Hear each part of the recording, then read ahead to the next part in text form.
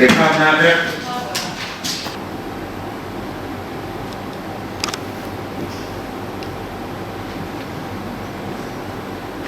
عشر صباحا، وكانت مخصصة لمناقشة أعمال وتقارير عام 2022.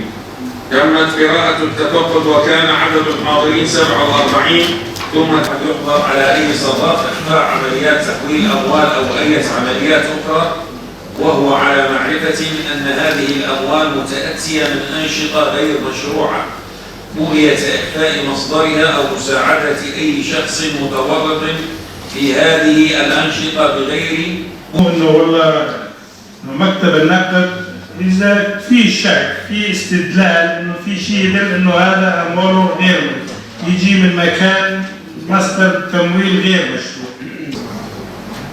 نحسب أربعة بما يحدد الأغلبية.